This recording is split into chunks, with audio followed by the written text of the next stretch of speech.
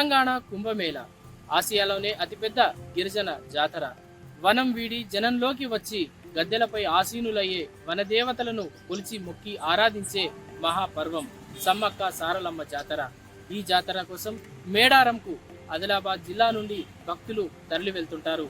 అయితే అలా మేడారం వరకు వెళ్ళలేని భక్తుల కోసం గత కొన్ని దశాబ్దాలుగా ఉమ్మడి ఆదిలాబాద్ జిల్లాలోని పలు చోట్ల మేడారం సమ్మక్క సారక్క జాతరని నిర్వహించడం ఆనవాయితీగా వస్తుంది.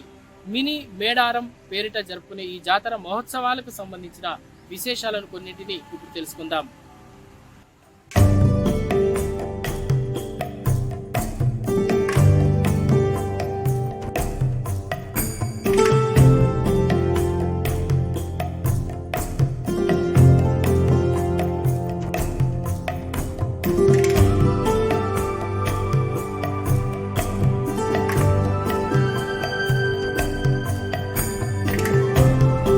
వనదేవతలు జనంలోకి వచ్చి అశేష జనవాహిని పూజలందుకునే మహత్తర ఘట్టం సమ్మక్క సారలమ్మ జాతర.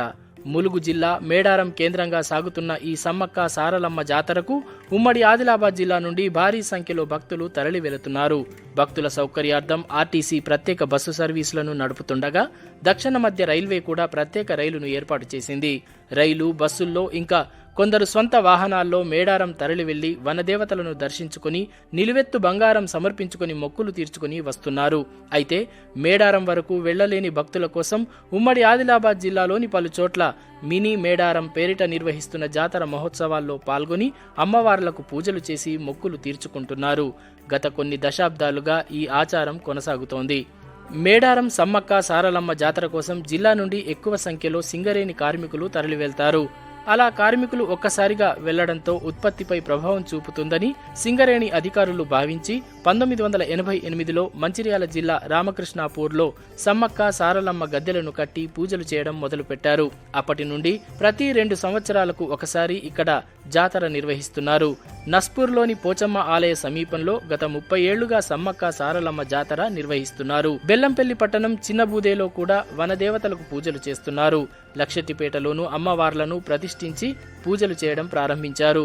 ఈసారి కూడా అదే ఆనవాయితీ ప్రకారం జిల్లాలోని పలు చోట్ల మినీ మేడారం జాతర కొనసాగుతోంది. మంచిర్యాలలోని గోదావరి నదీ తీరంలో సమ్మక్క సారలమ్మ జాతర అంగరంగ వైభవంగా నిర్వహించారు.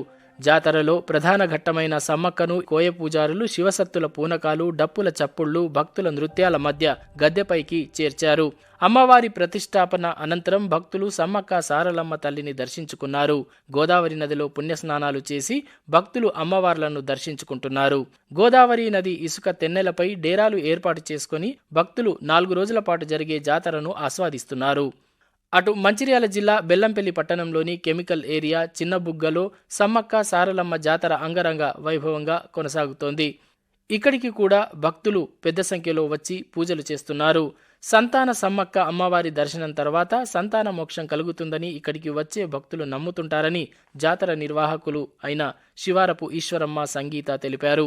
తమ సొంత ఖర్చులతో ఈ జాతరను నిర్వహిస్తున్నామని, భక్తులకు ఉచిత దర్శన సౌకర్యం కలగజేస్తున్నామని తెలిపారు. 2 ఏళ్ల కోసం జరిగే మహాపర్వం వనాన్ని వీడి జనంలోకొచ్చిన వనదేవతలు అశేష జనవాహిని పూజలు అందుకునే మహాపర్వం సమ్మక్క సారలమ్మ జాతర. ఈ జాతరలో వనదేవతలను కొలిచి మొక్కేందుకు పిల్లా పాపలతో కుటుంబ సమేతంగా నిలువెత్తు బంగారంతో తరలివెళ్లి ఆ బంగారాన్ని సమర్పించి మొక్కులు తీర్చుకుంటున్నారు భక్తులు. అలా తమ మొక్కుల్ని తీర్చుకోవడమే కాకుండా రానున్న 2 ఏళ్ల కోసం సరిపడా ఆనందాల్ని, అనుభవాల్ని మూటగట్టుకుని తిరుగు ప్రయాణం అవుతున్నారు. Lenin, news 18 Adilabad.